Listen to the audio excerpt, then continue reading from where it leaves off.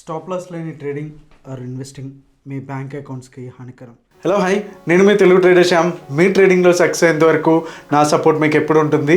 So మీరు కనుక ట్రేడింగ్లో ఇంట్రెస్టెడ్గా ఉంటే కనుక డెఫినెట్గా మన ఛానల్ని ఫస్ట్ టైం విజిట్ చేస్తుంటే సబ్స్క్రైబ్ చేసుకోండి. ఎందుకంటే దీంట్లో ట్రేడింగ్ తప్ప ఇంకేం విషయాలు మనం డిస్కస్ చేసుకోము, only trading, no noise. Okay, so ఈ వీడియోలో కొంచెం స్పెషల్, ఎందుకంటే క్యామరిల్లా పివోట్ పాయింట్స్ గురించి ఐ థింక్ తెలుగులో ఎవరు చేయలేదనుకుంటా. So first time we're taking up. So camarilla pivot points అంటే ఏంటి, దాని ఫార్ములాస్ ఏంటి, సో ఎలా ఎంట్రీ తీసుకోవచ్చు, ఎలా ఎగ్జిట్ అవ్వచ్చు, ఎలా టార్గెట్స్ ఫిక్స్ చేసుకోవచ్చు, అలానే మన నిఫ్టీ బ్యాంక్ నిఫ్టీలో అండ్ ఆప్షన్స్లో. ఓకే, నిఫ్టీ బ్యాంక్ నిఫ్టీ అంటే ఆల్మోస్ట్ ఆప్షన్సే.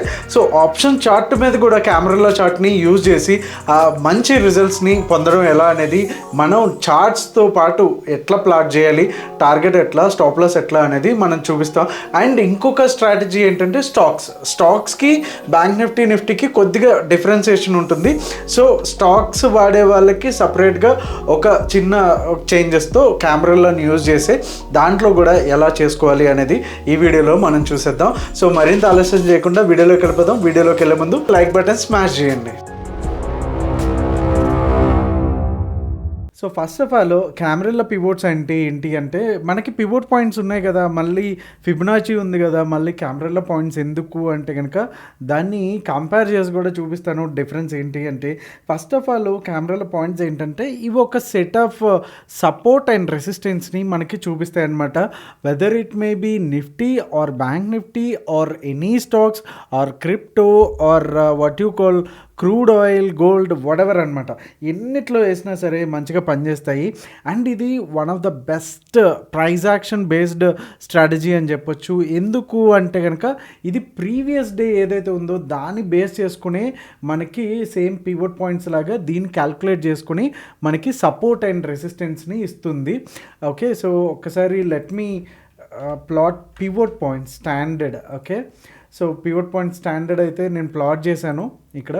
సో పివోట్ పాయింట్స్లో వచ్చేస్తాయి మనకి పివోట్ సపోర్ట్ 1, సపోర్ట్ 2, రెసిస్టెన్స్ 1, 2 వస్తాయి కదా. సో ఇక్కడ మనం జనరల్గా ఏం చేసుకుంటామంటే, ఇక్కడ నుంచి ఏదైతే R1 తర్వాత 5 మినిట్స్ చార్ట్లో ఉన్నామో మనకి ఒక క్యాండిల్ కూర్చున్న తర్వాత వెళ్తాము ఇక్కడ వరకు, ఫస్ట్ టార్గెట్, సెకండ్ టార్గెట్ అని ఇలా మనం బేస్ చేసుకుని ట్రేడ్ చేస్తూ ఉంటాం.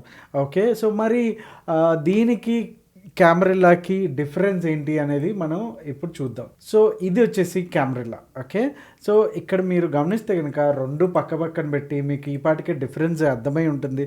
ఇక్కడ మనం ఎంట్రీ తీసుకుంటే ఇక్కడ వరకు టార్గెట్, బట్ ఇక్కడ వరకు లేకుండానే కిందకు వచ్చేసింది. బట్ ఇక్కడికి వచ్చేసరికి R3 ఎక్కడైతే ఇక్కడ స్టార్ట్ అయిన తర్వాత, ఓకే, నెక్స్ట్ టార్గెట్ ఎక్కడ అంటే కనుక, సో క్లియర్ కట్గా ఇక్కడ వరకు టార్గెట్ అని మనం క్లియర్గా చూసుకొని మనం బుక్ చేసుకోవడానికి ఉంటుంది. నెక్స్ట్ మనం ఇక్కడ నుంచి షార్ట్ చేయాలంటే కనుక యాజ్ పర్ పివోట్స్ మనం ఇక్కడ వరకు వెయిట్ చేయాల్సిందే. అఫ్కోర్స్ స్టాప్ లాస్ అయితే కొట్టలేదని చెప్పాలి. సో పివోట్ బ్యాడ్ అని చెప్పడం నా వల్ల ఉద్దేశం కాదు, రెండింటికి కంపారిజన్ ఏంటి అని చెప్పడమే. సో ఇక్కడ నుంచి వచ్చినప్పుడు ఆల్మోస్ట్ స్టాప్ లాస్ అయితే ప్లే చేయలేదు, సో ఇక్కడ వరకు వచ్చింది. కానీ ఇక్కడ కెమెరాలలో మనకి అడ్వాంటేజ్ ఏంటంటే, ఎప్పుడైతే R4 జోన్లోంచి ఈ లెవెల్లోంచి ఇక్కడ బ్రేక్ అవ్వచ్చు, ఆర్ ఎల్స్ ఇంకా కొద్దిగా సేఫ్ ట్రేడర్ అయితే కనుక ఈ క్యాండిల్లో తీసుకున్నా సరే మనకి ఫస్ట్ టార్గెట్ వచ్చేసి R3, అలానే సెకండ్ టార్గెట్ వచ్చేసి R2. సో ఈ రెండు కూడా ఇక్కడ మనకి ఫుల్ఫిల్ అయితే అయిపోయినాయి. ఒకవేళ ఇన్ కేస్ ఇక్కడ మనం బుక్ చేసుకోలేదు, వాలటైలిటీ ఫాస్ట్గా ఉంది అనుకున్నా సరే మనం ఎండ్ ఆఫ్ ది డే మళ్ళీ సేమ్ వచ్చింది కాబట్టి బుక్ చేసుకోవచ్చు. ఇక్కడ ప్రాబ్లం ఏంటంటే పివోట్స్ వచ్చేసి ట్రెడిషనల్లో కొంచెం ఈ ఎక్యురసీ కంటే వీటి ఎక్యురసీ చాలా ఎక్కువగా ఉంటుంది. అండ్ దీంతో పాటు మనం ఇంకొక ఇండికేటర్ని కూడా యూజ్ చేస్తాము. స్టాక్స్కి సపరేట్ ఇండికేటర్స్ని అయితే యూజ్ చేస్తాము. సో ప్రైజ్ యాక్షన్తో పాటు ఇండికేటర్స్కి వచ్చేసరికి కొంతవరకు మనకి అక్యురసీ అనేది పెరుగుతుంది, కొంత మనం మార్కెట్ని చూసే విధానం కూడా మారుతుంది. సో అదేంటనేది ఇప్పుడు చూసేద్దాం. సో మీరు జీరోదైనా ఏ అకౌంట్ అయినా సరే మనకి, సో కెమెరాలో ప్లాట్ చేయడానికి స్టార్టింగ్లో ఇండికేటర్స్కి వెళ్తే జీరోదా అయినా ఏ బ్రోకర్ అకౌంట్ అయినా ట్రేడింగ్ వ్యూ ఫ్రీ అయినా సరే పివోట్ పాయింట్ స్టాండర్డ్ అని వస్తుంది. ఓకే, దీని తర్వాత ఈ సెట్టింగ్ సింబల్ మీద ప్రెస్ చేసినప్పుడు ఇక్కడ టైప్ అని ఉంది కదా, టైప్లోకి వెళ్ళిన తర్వాత కెమెరా అని సెలెక్ట్ చేయండి. మోస్ట్లీ లాస్ట్ ఆప్షన్ ఉంటుంది. ఓకే, సో తర్వాత వచ్చేసరికి మనకి pivot S1 S2 S2 R2 S3 R3 అంటే సపోర్ట్ అండ్ రెసిస్టెన్స్ 4 సెట్స్ ఉంటాయి అన్నమాట.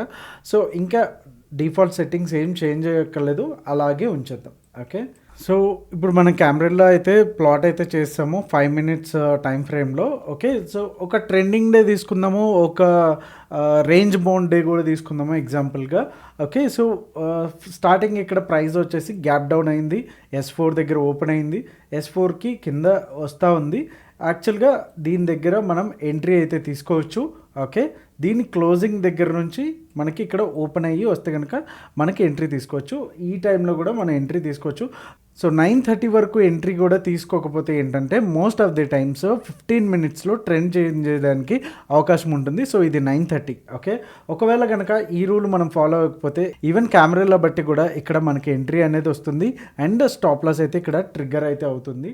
సో 9:30 వరకు అవాయిడ్ చేయడం వల్ల ఇలాంటి అడ్వాంటేజెస్ అయితే ఉంటాయన్నమాట. ఈ ఒక్కరోజు classic example, but most of the times 9:30 వరకు అయితే కొంచెం వదిలేసేయండి, అది మనం ఎప్పటి నుంచో చెప్తున్నదే. సో ఎప్పుడైతే S4 పైకి క్యాండిల్ కూర్చుందో ఒక క్యాండిల్, దీని హై ఏదైతే ఉందో ఇది మన ఎంట్రీ అవుతుంది. స్టాప్ లాస్ వచ్చేసి ఈ క్యాండిల్ అంటే పర్టికులర్గా మనం ఎంట్రీ తీసుకున్న క్యాండిల్ యొక్క లో ఏదైతే ఉందో ఇది మనకి స్టాప్ లాస్గా యూజ్ అవుతుంది. సో ఇక్కడ నుంచి ఎంట్రీ అండ్ ఫస్ట్ టార్గెట్ ఎక్కడ అంటే కనుక 1:3.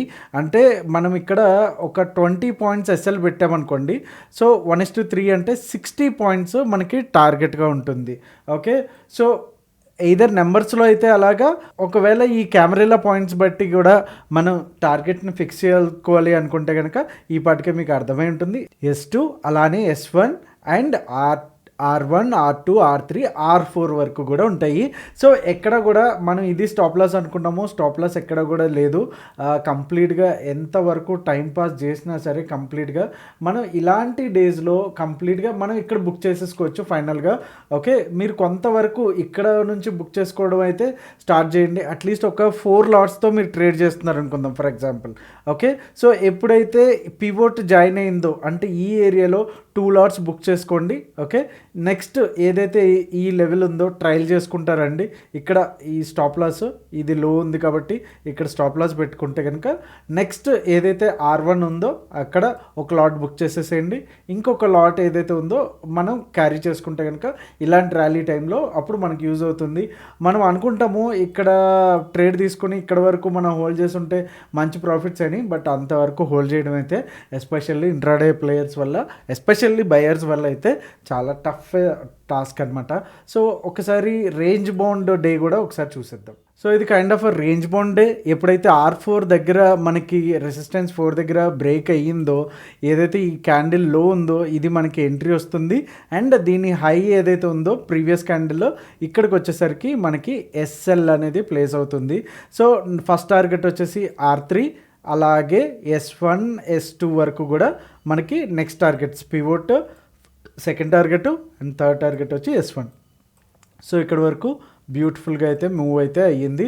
నెక్స్ట్ కూడా ఎప్పుడైనా సరే మనకి ఇక్కడ ఏదైతే పివోట్ పైన ఇక్కడ బ్రేక్ అయితే అవుతుందో అంటే ఈ లెవెల్ అవుతుందో ఇక్కడ మనకి ఎంట్రీ అనేది ట్రిగర్ అయితే అయ్యింది and stop loss previous candle లో కాబట్టి ఇక్కడ సో ఆల్మోస్ట్ స్టాప్ లాస్ దగ్గరకు వచ్చింది బట్ అయితే అవ్వలేదు.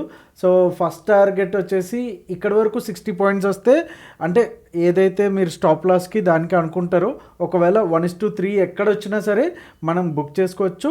లేదు దీన్ని బట్టి తీసుకోవాలి అనుకుంటే కనుక ఫస్ట్ టార్గెట్ ఇది, సెకండ్ టార్గెట్ అయితే ఇది. ఓకే, సో రేంజ్ బౌండ్ డేస్లో కూడా మనకి మంచి ప్రాబబిలిటీ అయితే ఇస్తుంది.